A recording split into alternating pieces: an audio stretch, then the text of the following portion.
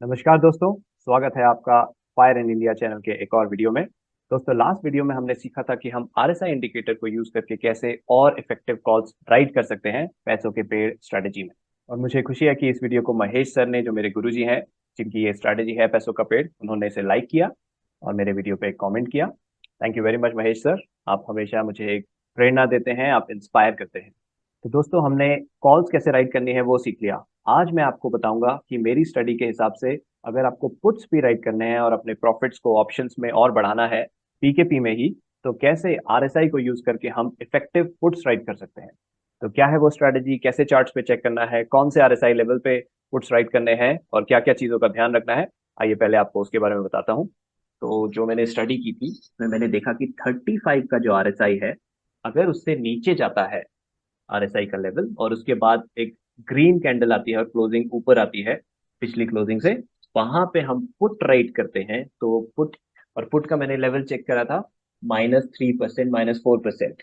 और वो उसमें उस केस में सिर्फ दो पुट्स पिछले 5 सालों में, 2018 से किया था, हाँ पिछले 5 सालों में सिर्फ दो पुट्स इन द मनी गए थे। ठीक है, तो यहाँ पे क्या हो रहा है, अब यहाँ पे एग्जांपल देखते हैं इसी साल का। तो 2022 में हम देखते हैं कहाँ 35 के नीचे गया। तो ये जो डॉटेड लाइन है इसके नीचे मैं देख रहा हूँ कहाँ गया, यहाँ पे गया है ऑन 24 फरवरी। ठीक है, 24 फरवरी को जाता और यहाँ पे ये ग्रीन कैंडल आई, यानी कि यहाँ पे मैं पुट राइट करता लगभग 4% नीचे 25 फरवरी की, यानी हम मार्च की एक्सपायरी के लिए करते। तो देखते हैं मार्च की एक्सपायरी तक क्या हुआ। तो देख सकते हैं मार्च की एक्सपायरी तक वो उससे ऊपर ही क्लोज हुआ। ठीक है, तो बीच में एक डिप मारा, लेकिन क्लोजिंग, क्योंकि हमने एक ऐसे नहीं कि 2 दिन के लिए पोजीशन ले रहे हैं, 3 दिन के लिए, हम मिनिमम 2 वीक्स रखते हैं और 2 वीक से ज्यादा भी रखते हैं। तो यहाँ पे मार्च की एक्सपायरी तक वो उससे ऊपर चला गया।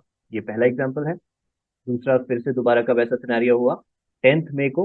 वो 32 के आरएसआई पे आ गया, यानी 35 से नीचे।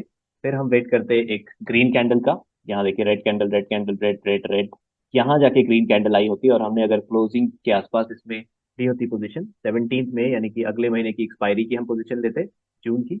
जून में देखते हैं कहाँ तक गया ये। 30 जून को देखिए 3.47 नीचे तक गया था वो, यानी कि 4% का लेवल। यहाँ पे भी हमें सेफली प्रीमियम देके चले जाता है, यानी कि out of the money expire हो जाता हमारे लिए। साथ में ये भी चीज देखिए, जो हमारा वो पिछला रूल है कि 60% टाइम बचा है, 60% प्रीमियम आ गया। अभी हम पुट की बात कर रहे हैं, यहाँ पे मैंने पुट राइट किया होता, उसके बाद इसने यहाँ पे ये जंप मारा है 3% का। 3% का jump with in 2 weeks time, वहां पे मुझे प्रीमियम डिके ऑलरेडी मिल चुका होता अच्छा खासा 50% का। तो वहां पे मैं पोजीशन वैसे ही एग्जिट कर देता। ठीक है, और उसके बाद वो नीचे डिप मार भी गया तो कोई दिक्कत नहीं, क्योंकि मैं पहले ही पोजीशन एग्जिट कर चुका होता। तो इसको किस सिनेरियो में यूज करना है? पहला सिनेरियो है, सपोज आप पीके पीके सिप कर रहे हैं, आपने थोड़े थोड़े सिप करके कुछ इकट्ठा कर लिया है।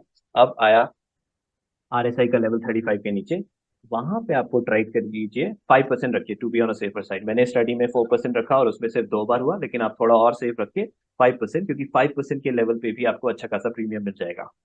ठीक है, 5% दूर पुट राइट कीजिए नीचे की तरफ। मतलब फॉर एग्जाम्पल, अगर हमने यहाँ पे पुट राइट किया होता 16,664 का उस समय लेवल था, उससे 5% नीचे 15,800 के लेवल पे आपको ट्रेड करते। अगर 15,800 के नीचे चला जाता तो आप लमसम बाय कर देते पूरा एक लॉट। ठीक है, पूरा एक लॉट बाय कर लिया, मतलब जैसे फॉर एग्जांपल आपने 1 लाख के ईटीएफ यूनिट्स ऑलरेडी एक्यूमुलेट कर रखे थे सिप से। जिस दिन वो इन द मनी जाता और एक्सपायरी हो जाती उसकी इन द मनी, उस दिन बाकी का बचा हुआ पैसा, ताकि आप एक लॉट के इक्विवेलेंट पहुंच जाए, यानी कि अराउंड 7 लाख रुपीज, वो आप उस दिन बाय कर लेते और उसके बाद आपका पूरा एक लॉट एक्यूमुलेट हो जाता। चांसेस ये होते, जैसे मेरी स्टडी में मैंने देखा, चांसेस ये होते कि वो फुट लेवल आपका आता ही नहीं और आपका जो फुट आपने राइट किया होता out of the money expire हो जाता।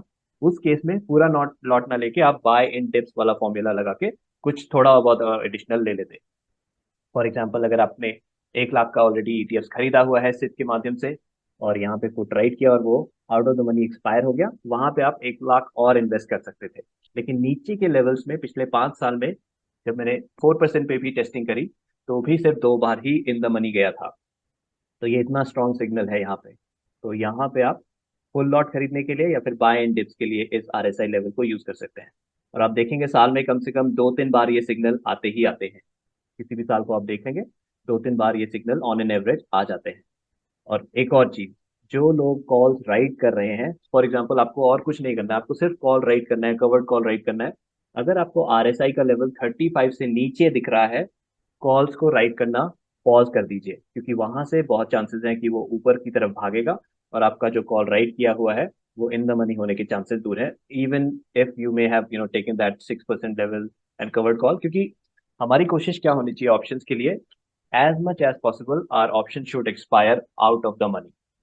इवन वो हमारे पास कवर्ड कॉल है, सब कुछ है, लेकिन अगर फिर भी हम कुछ एक्स्ट्रा कोशिश करके out of the money expire कराएं हर बार, तो हमारे जो ऑप्शन से प्रीमियम आ रहे हैं वो आते ही रहेंगे और ईटीएफ से जो प्रॉफिट आ रहा है वो आता ही रहेगा।